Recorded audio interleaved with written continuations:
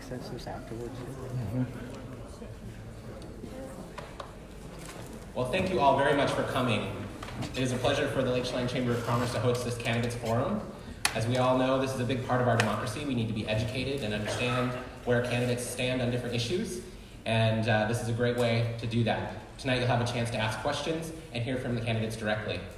So my name is Mike Steele. I'm the Executive Director of the Lake Chelan Chamber of Commerce, and we try to do these on every election year so that we have an opportunity as a community to come together and hear from candidates and learn about them. So we want to make sure you're heard, your voices are heard, and your questions are answered, and we're providing ample time tonight to do that. So if you would like to ask a question and you didn't already submit it in writing, please do so in the back of the room there. There's cans there marked by each candidate, or each position rather. So just make sure your question ends up in the corresponding can. So if I could, please have everybody stand and join me in the Pledge of Allegiance. Flag is over there.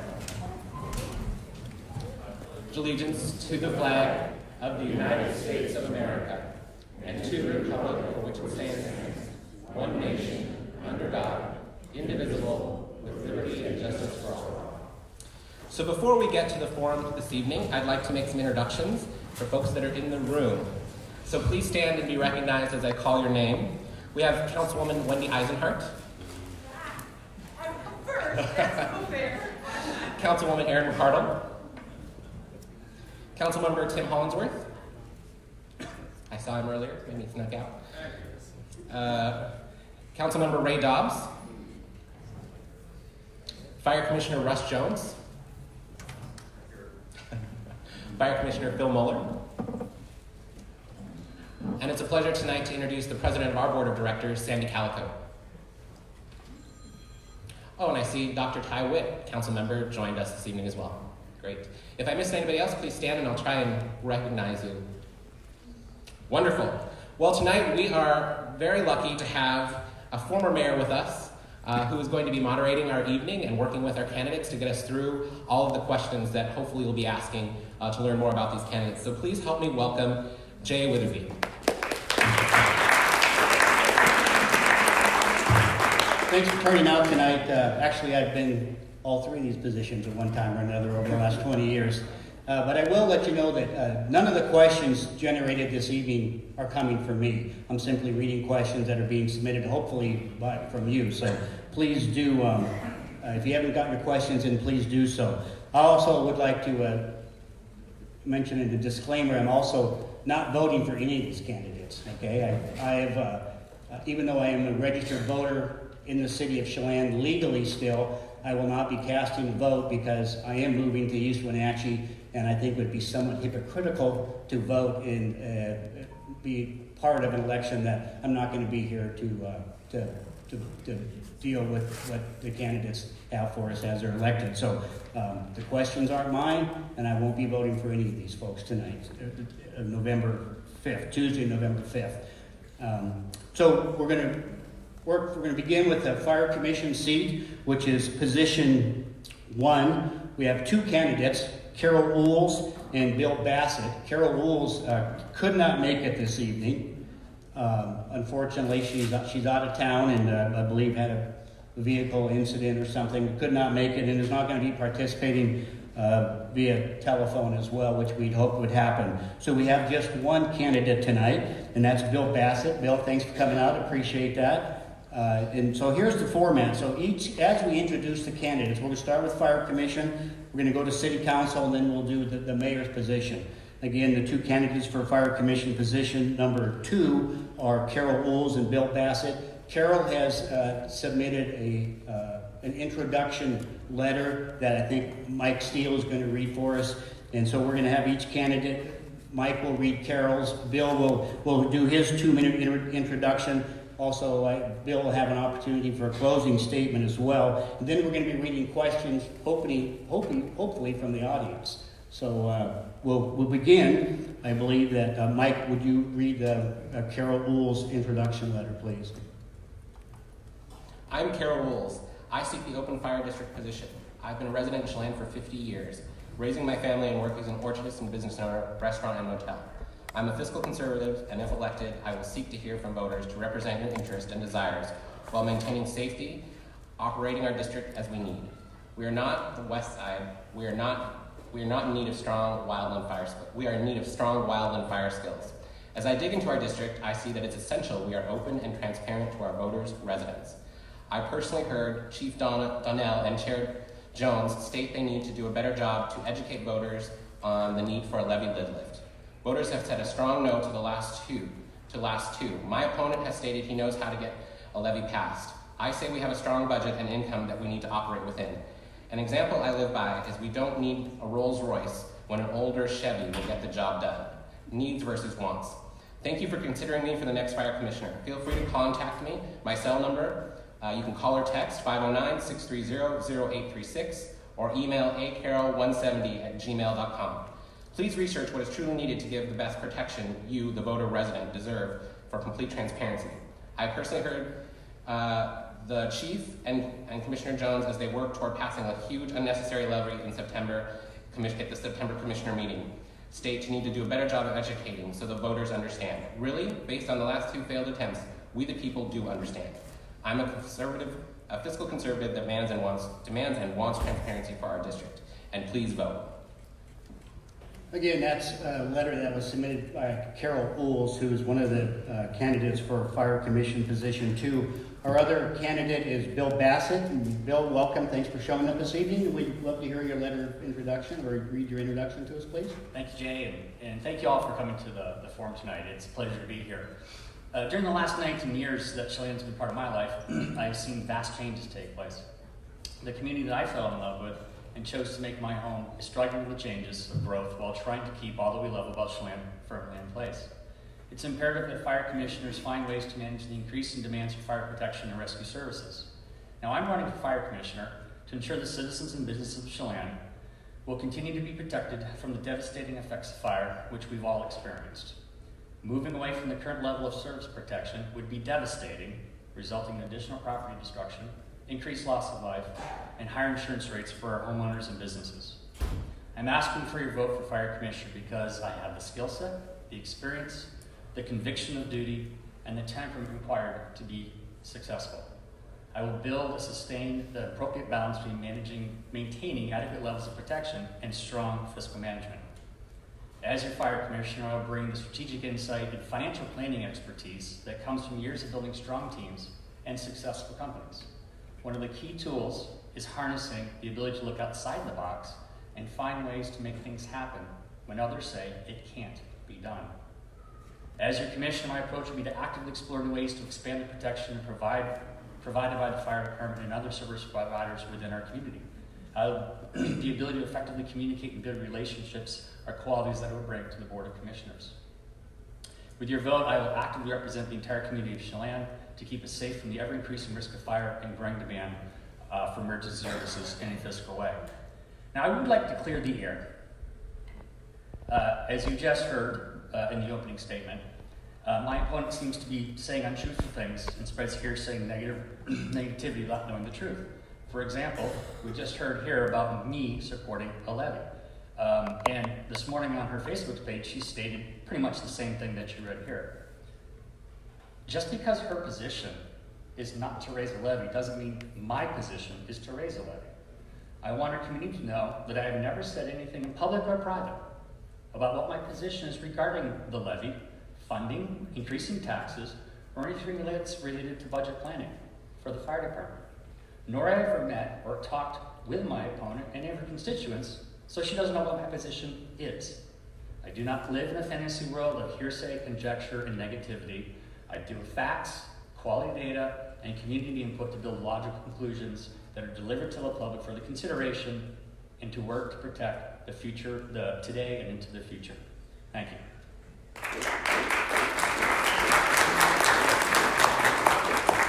So we'll be hopefully have some questions from the audience. Fire Commission Position 2 is a 6-year term as opposed to a 4-year term for both council and mayor. What's a little bit different is with Fire Commission Position 2 being vacant right now, after the November 5th election, on Tuesday, November 5th, after the election, once that election is certified, which will be the 25th of November, whichever candidate wins the election will be sworn in and will begin their service 25th or 26th, somewhere along that line in November. So they'll be in place to adopt the upcoming budget and participate directly that way with the Fire Commission.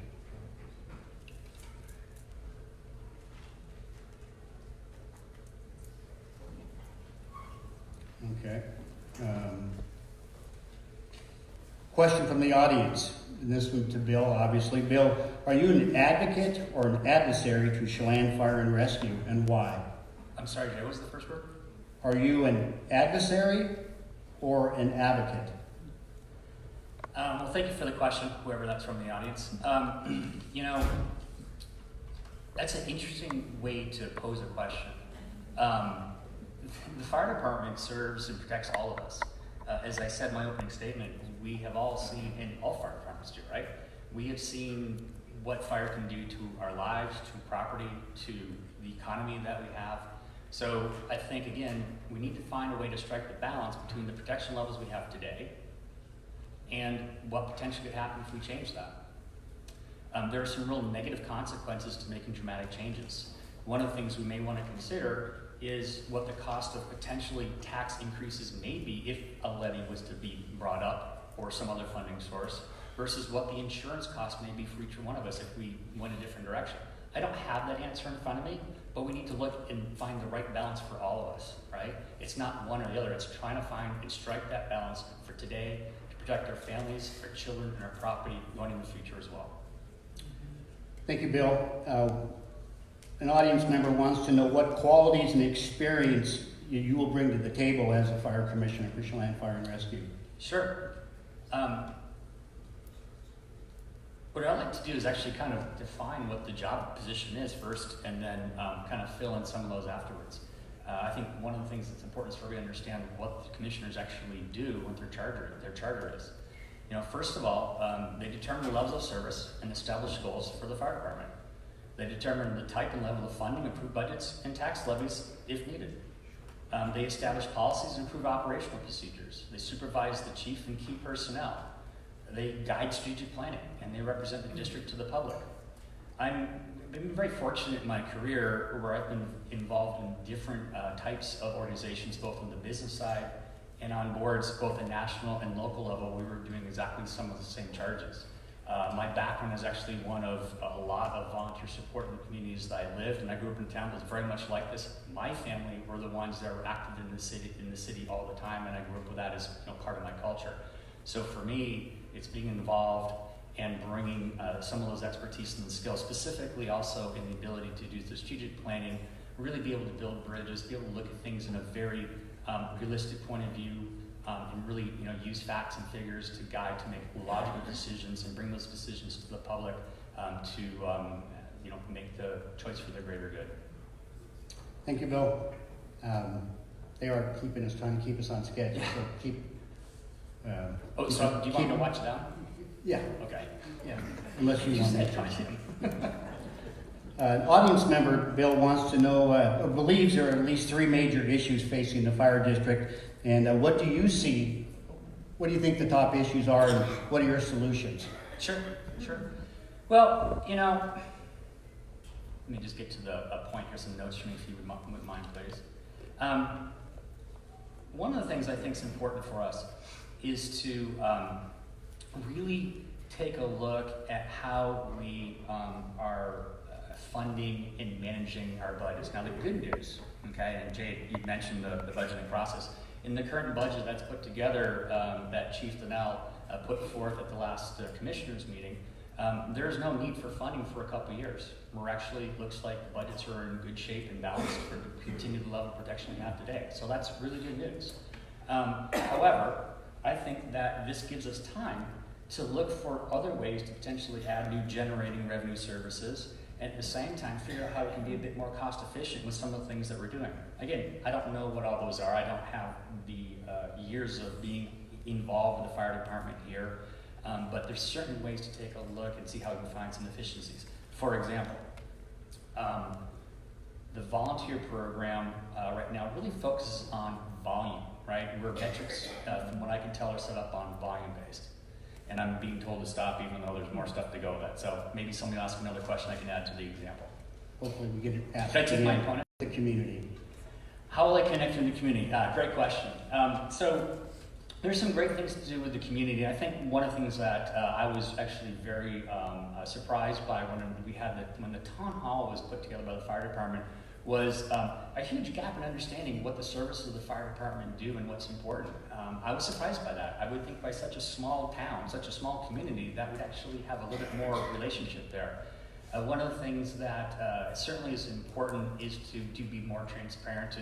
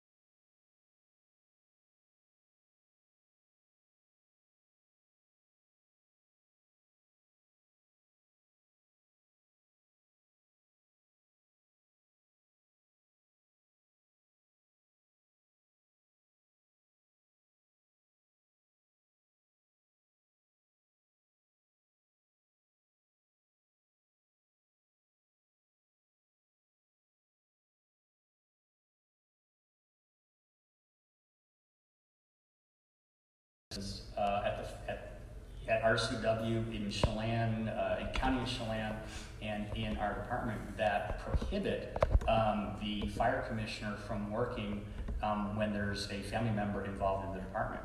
And in fact, all of them are very specific about one particular clause, which is there is no direct supervision or inline supervision. And quite honestly, I spend enough time supervising them as a parent. I don't need to do it anymore. I will say the other thing though, is that, as firefighters,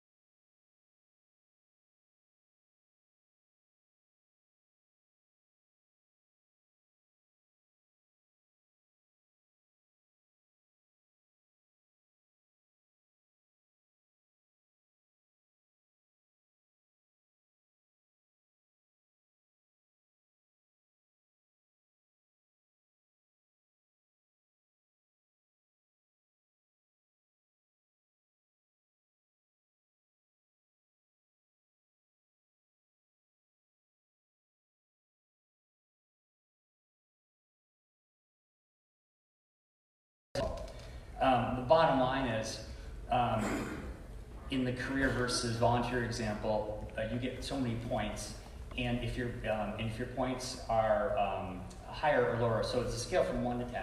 Okay. Right now, I think downtown Chelan's a 6, and if we went higher, meaning if we had things that we adjusted to the overall program that we have in apparatus or staffing or so on and so forth, the points could go higher, which means our insurance rates are going to go higher.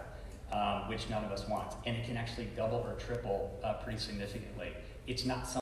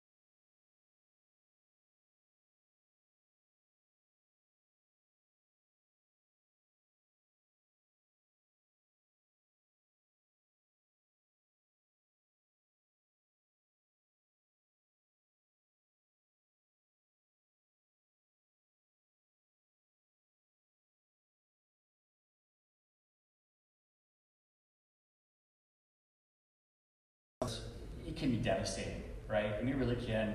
We're going to see most likely an increased property damage, and there's real science behind this, an increased loss of life. Again, the numbers in the department back this stuff up. I'm not making them up. There's also national numbers. And most likely we're going to see higher insurance rates. And so we really need to take some pragmatic looks to figure out what the best solution is for all of us. I'm not in favor of raising taxes. I'm a taxpayer. I don't want to pay any more taxes at all. I think there's ways that we can be much more efficient in finding revenue sources. And again, in the next couple of years, we don't have to worry about it. The budget is in